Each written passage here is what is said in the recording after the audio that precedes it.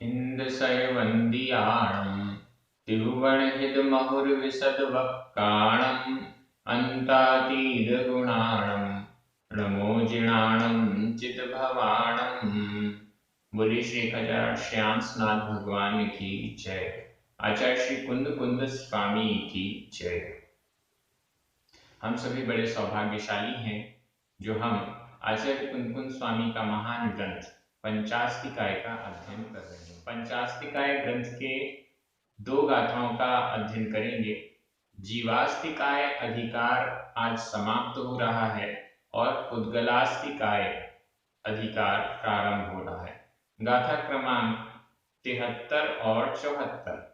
73 number 73 number गाथा जीवास्तिकाय अधिकार की अंतिम गाथा है और 74 नंबर से उद्गलास्तिकाय अधिकार प्रारंभ हो रहा है। जीवास्तिकाय के विषय में बहुत अच्छा वर्णन हमें आचार्य कुंद कुंद स्वामी के द्वारा प्राप्त हुआ। हम सभी ने एक एक शब्द से समझने का प्रयास किया है। इस दृष्टि से ये स्वाध्याय बहुत अच्छा चल रहा है। आप सभी नियम लेकर बहुमान पूर्वक इस ग्रंथ का स्वाध्याय कर रहे हैं। मैं आशा करता हूँ लगभग 70-72 गाथाएं हो चुकी हैं और आप सभी का नियम भी बहुत अच्छे से पालन हो रहा होगा। जो नियम लेना भूल गया है वो अभी भी ये नियम प्रारंभ, कोई भी नियम लेकर प्रारंभ हो सकता है कि जब तक ये ग्रंथ पूरा नहीं होता हमारा कोई ना कोई चीज का त्याग या कोई अच्छा कार्य हम उस नियम के रूप में ध्यान में रख सकते हैं। चलिए आज की गाथा प्रारंभ करते हैं। गाथा नंबर 73। उच्चारण। पयडी पयडी ठिदी पयडिक ठिदी। इसमें आधा टा और ठा, तो इस कारण से थोड़ा सा इसमें स्ट्रेस आ जाता है इसके पूर्व वाले अक्षर में, तो पयडिक ठिदी ऐसा उच्चारण हो जाता है। पयडिक ठिदी। अनुभाग अनुभाग। पदेश पदेश। बंधेहिम बंधेहिम। पयडिक ठिदी अनुभाग पदेश बंधेहिम। ये पूरा एक शब्द है। पयडिक ठिदी अनुभाग पदेश बंधेहिम। सब्बदो सब्बदो। मुक्को मुक्को। उड्ढम उड्ढम। आधा ड ढ ऊपर बिंदी। उड्ढम उड्ढम। गच्छति गच्छति। सेसा सेसा। विदिशा विदिशा। वज्जम विदिशा वज्जम। गदिम गदिम। जंती जंती। पयडिक ठिदी अनुभाग पयडिक ठिदी अनुभाग पदेश बंधेहिम सब्बदो मुक्को। पदेश बंधेहिम सब्बदो मुक्को। उड्ढम गच्छति शेषा उड्ढम गच्छति शेषा। विदिशा वज्रम गदिम जंती विदिशा वज्रम गदिम जंती। गाथा बहुत सरल है और बहुत जल्दी आपको समझ में आ जाएगी। अभी प्रकरण चल रहा था कि जो जीव है वो गमन कैसे करता है, तो यहाँ पर दो प्रकार का गमन, मुक्त अवस्था में कैसा गमन होता है और संसारी अवस्था में कैसा गमन होता है।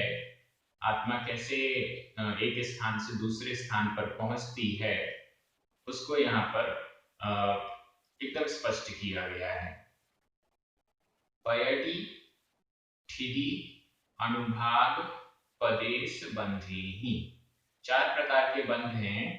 पयडी प्रकृति, ठिदी स्थिति, अनुभाग और पदेश प्रदेश। बंधेहि बंध शब्द सब में लग जाएगा। प्रकृति बंध, ठिदी स्थिति बंध, अनुभाग बंध और प्रदेश बंध। इन 4 बंधों से जो मुक्को मुक्को शब्द सब्बदो मुक्को, सब्बदो हर प्रकार से, हर तरह से, सभी तरह से, मुक्को मुक्त, इन बंधों से जो हर तरीके से मुक्को मुक्त है, मतलब सिद्ध हो गए हैं। हर प्रकार के बंध से जो संबंधो हर प्रकार से अच्छी तरह से पूर्ण रूप से मुक्को मुक्त है, वह ऊर्ध्वं गच्छति, ऊर्ध्वं ऊर्ध्वं ऊपर, ऊर्ध्वं ऊपर, गच्छति जाता है, गच्छति जाता है। कौन जाता है? मुक्को मुक्त, मुक्त जीव जो कि इन 4 प्रकार के बंध से सर्वथा मुक्त है, अच्छी प्रकार से मुक्त है, पूर्ण रूप से मुक्त है, वह ऊर्ध्वं ऊपर, गच्छति जाता है। एकदम सिंपल हो गया। जिसने चारों प्रकार के कर्मों को नष्ट कर दिया है, कर्मों का बंध भी नहीं कर रहा है, ऐसा जो सिद्ध है वह ऊर्ध्व गति करता है। मतलब क्या? यहाँ अभी उसके कर्म बंधन चल रहे थे, उसने तपस्या आदि की, मुनि महाराज हो गए, ध्यान में लीन हो गए, अरिहंत अवस्था को प्राप्त कर लिया, इसके बाद फिर सिद्ध अवस्था को प्राप्त किया। तो जैसे ही 8 कर्मों से मुक्त हुए, तो अब वो इस मध्य लोक से उठकर ऊपर की ओर गति करेंगे और सीधे सिद्ध क्षेत्र में ऊपर विराजमान हो जाएंगे। यहां मध्य लोक है बीच में, और ऊपर जो 3 लोक का नक्शा है उसमें बीच में मध्य लोक है। इस बीच वाले मध्य लोक में सभी मनुष्य रहते हैं। यहाँ मध्य लोक से ही जो तपस्या आदि करते हैं, कर्मों की निजरा करते हैं, कर्मों को पूरा समाप्त कर देते हैं, ऐसे वो अरिहंत अवस्था और फिर अरिहंत अवस्था के बाद सिद्ध अवस्था को प्राप्त हुए। अब ये सिद्ध हुए, जैसे ही सिद्ध हुए तो अब इनकी ऊर्ध्व गति होगी। यहां से तो छूट गए, यहाँ जो कर्मों का बंधन उनको अटैच किया हुआ था वो जैसे ही छूटा तो वैसे ही उनकी गति ऊपर की ओर हो गई। ये सिद्धों की गति होती है, ये ऊपर की ओर ही होती है। इसके कई उदाहरण आचार्यों ने अन्य अन्य ग्रंथों में दिए हैं। जैसे ये एक स्वाभाविक ऊर्ध्व गति कही गई है। जैसे किसी पानी में तैरने वाली कोई तुंबी होती है, उसमें जब मिट्टी लगी हुई होती है तो वह पानी में नहीं तैरती बल्कि पानी में डूब जाती है। जैसे जैसे पानी में डूबे रहते रहते वो मिट्टी हटती जाती है, वैसे वैसे वो धीरे धीरे ऊपर आती जाती है, और जब पूरी मिट्टी हट जाती है तो एकदम ऊपर आ जाती है। वैसे ही कर्मों का बंधन संसारी अवस्था में है तो उसका ऊर्ध्वगमन स्वभाव होते हुए भी विभाव रूप गमन वह करता रहता है। जो 6 प्रकार के अपक्रम कहे गए थे, यहां भी उन्हें आगे बताया गया है।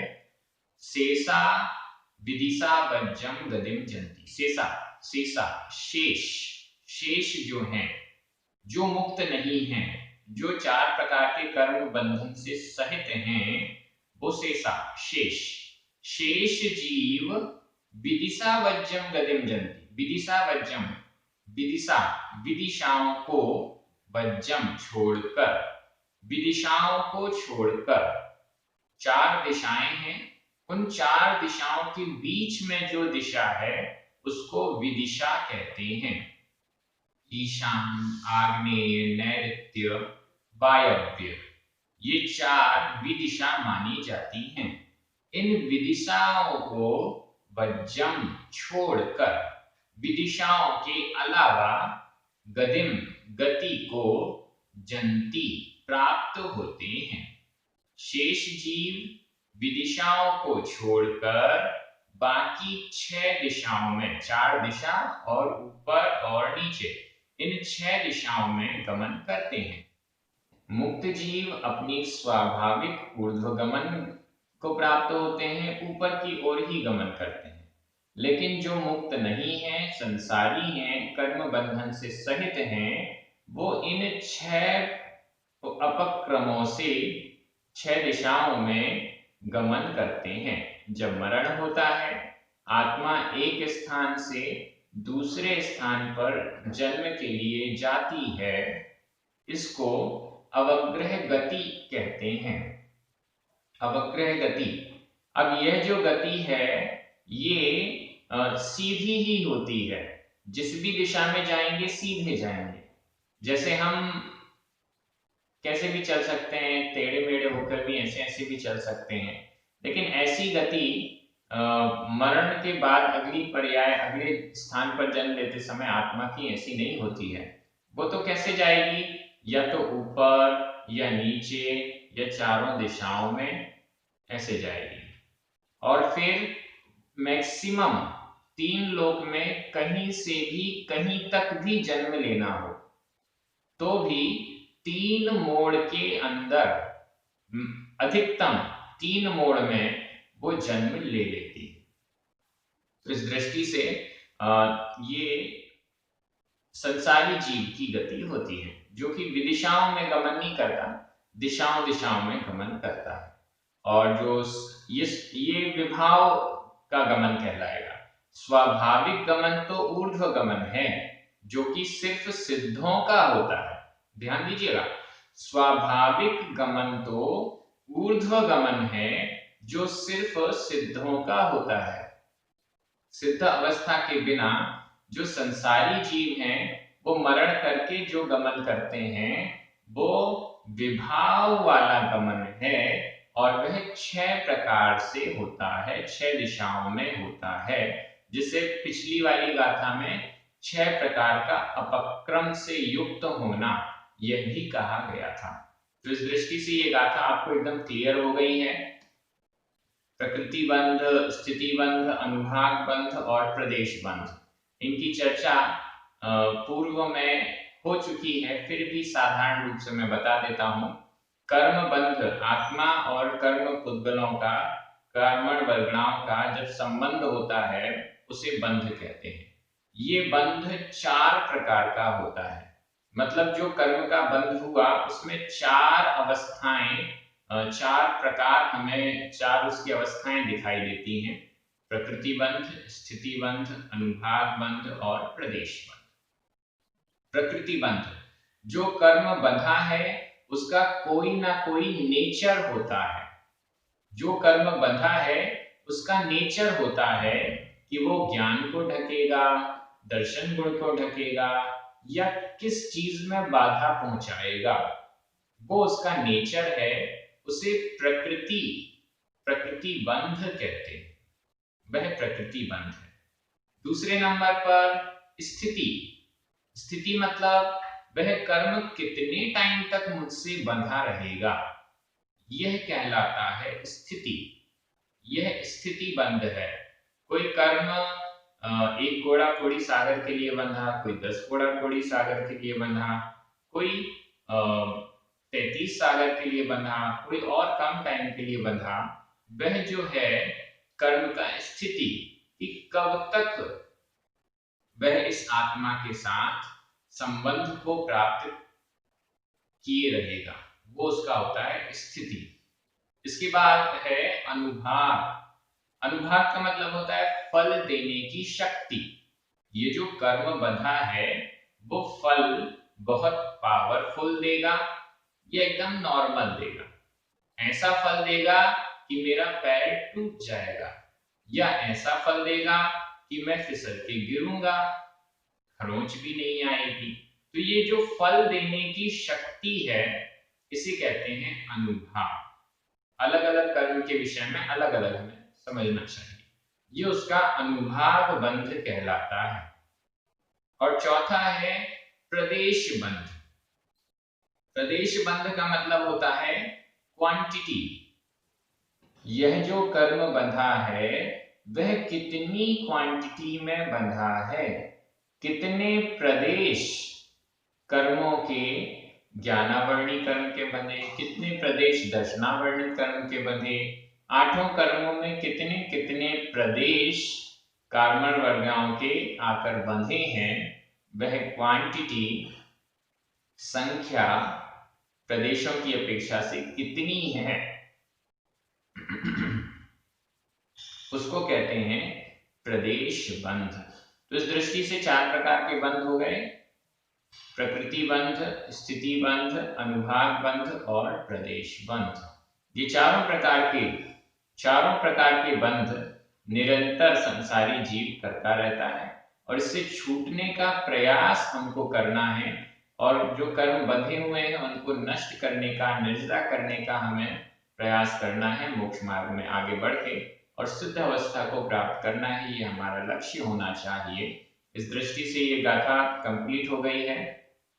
कुछ शब्द जो व्याकरण के इसमें महत्वपूर्ण है उन पर चर्चा कर लेते हैं। यहाँ पर पैडिठिरी अनुभाग पदेश बंधेहिम ये तृतीया विभक्ति का बहुवचन है। मुक्को प्रथमा विभक्ति का एक वचन है और यह है भूतकालिक कृदंत का अनियमित प्रयोग भी है। मुक्को मुक्त भूतकालिक कृदंत का अनियमित प्रयोग। उट्ठम द्वितीय विभक्ति का एक वचन। गच्छति वर्तमान काल अन्य पुरुष एक वचन है, गच्छति जाता है। इसके बाद शेषा यह प्रथमा विभक्ति का बहुवचन है, शेषा शेष। जंती जाते हैं, वर्तमान काल अन्य पुरुष बहुवचन का जंती ये प्रयोग है। और गदेन यह द्वितीय विभक्ति का एक वचन है। इस प्रकार से गाथा एकदम सरल है। अब हम अगली गाथा में चलते हैं, अगले अधिकार में चलते हैं। जीवास्तिकाय का प्रकरण कंप्लीट हो गया। अब हम पुद्गलास्तिकाय पुद्गल के विषय में आगे बढ़ रहे हैं।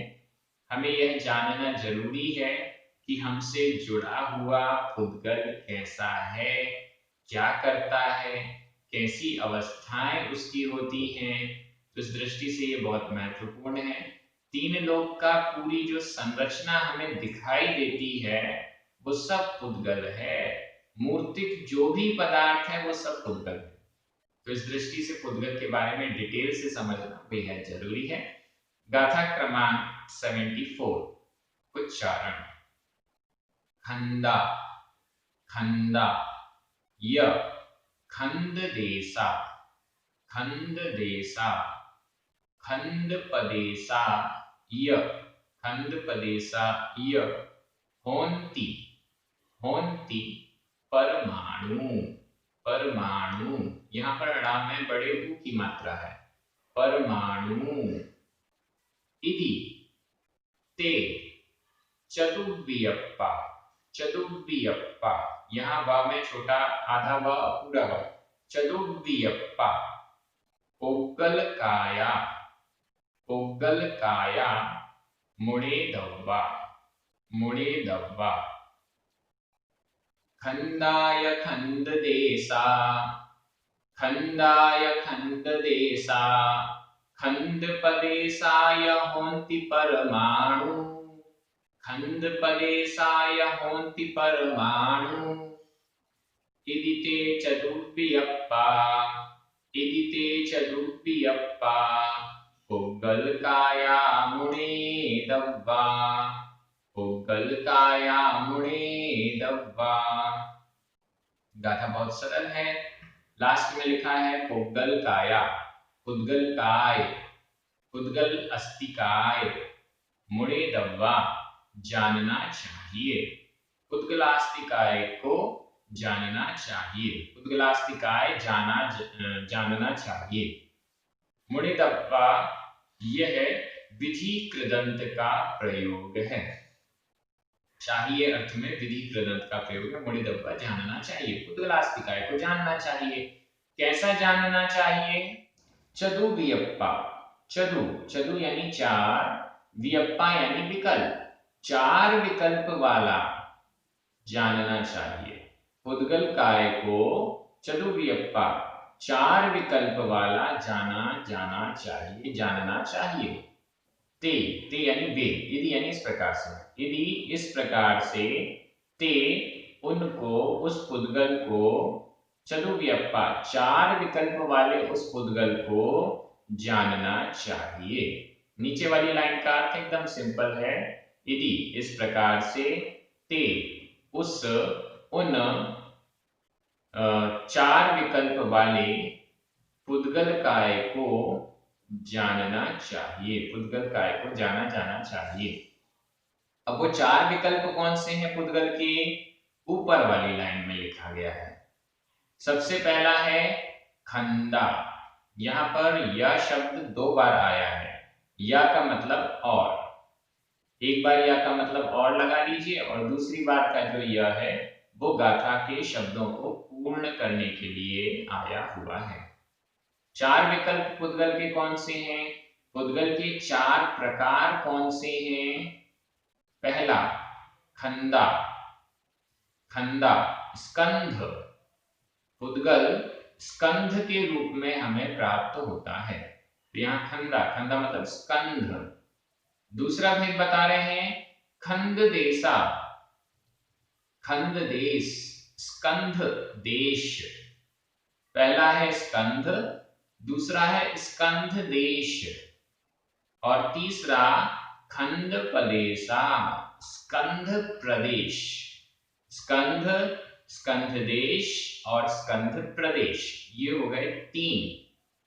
और चौथा है इसमें परमाणु। तो ये 4 भेद हो गए, परमाणु, स्कंध, स्कंध देश और स्कंध प्रदेश। इसका क्रम बनाया गया है स्कंध, स्कंध देश, स्कंध प्रदेश और परमाणु।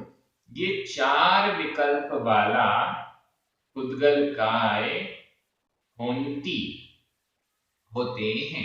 होंती को ऊपर ही लगा लीजिए। स्कंध होते हैं, स्कंध देश होते हैं, स्कंध प्रदेश होते हैं और परमाणु होते हैं। यदि इस प्रकार से ते वे चतुर्व्यप्पा 4 विकल्प वाले पुद्गल काया, पुद्गल काय मुड़े दब्बा जानने चाहिए। ये गाथा का पूरा अर्थ हो गया। अब आप ये प्रश्न करेंगे कि अभी तक तो हमने सुना था पुद्गल 2 प्रकार का है, परमाणु और स्कंध। मैंने भी यही सुना था। और सुना क्या, ग्रंथों में लिखा ही हुआ है कि पुद्गल 2 प्रकार का है, परमाणु और स्कंध। अब यहाँ पर 4 प्रकार का कहा गया, तो इसको हमें ये समझना चाहिए कि सामान्य रूप से तो पुद्गल 2 प्रकार का है, परमाणु और स्कंध। जब हम विशेष दृष्टि से बात करें तो स्कंध 3 प्रकार का हो गया, स्कंध, स्कंध देश और स्कंध प्रदेश, ये 3 प्रकार का हो गया। और फिर परमाणु, तो ये 3 + 1 4, ये 4 भेद परमाणु पुद्गल के हो जाते हैं, ऐसा हमें समझना चाहिए। सामान्य रूप से स्कंध, स्कंध देश और स्कंध प्रदेश, इन तीनों को ही स्कंध के रूप में हम जानते हैं। स्कंध भी स्कंध है, स्कंध देश भी स्कंध है और स्कंध प्रदेश भी स्कंध है। परमाणु जो है वो अलग है। तो इस दृष्टि से जब हम विशेष की दृष्टि रखते हैं तो उसमें भेद और बढ़ जाते हैं। तो इस दृष्टि से यहाँ पर पुद्गल के 4 भेद बता दिए गए हैं। इनकी क्या परिभाषा है ये आज की गाथा में हमें बतानी चाहिए थी, लेकिन अगली गाथा में इसको स्वयं आचार्य कुंद स्वामी ने स्पष्ट किया है, इसलिए अभी मैं इसको स्पष्ट नहीं कर रहा हूं। कल वाले जो वीडियो रहेगा उसमें ये स्पष्टीकरण आएगा, इनकी व्याख्याएं, इनके लक्षण आएंगे कि स्कंद कौन, स्कंद का प्रदेश क्या, स्कंद देश क्या, ये सब आपको आचार्य कुंद स्वामी स्वयं गाथा में बता रहे हैं। इस दृष्टि से आज की दोनों गाथाओं का अर्थ हो गया है। यहाँ गाथा में जो कुछ व्याकरण की दृष्टि से हम देख लेते हैं, जितने भी शब्द आए हैं, खंदा, खंड देशा, खंड प्रदेशा, परमाणु, चतुर्व्यप्पा, पुद्गल काया, ते और मुड़े दब्बा, इन सब में प्रथमा विभक्ति का बहुवचन है।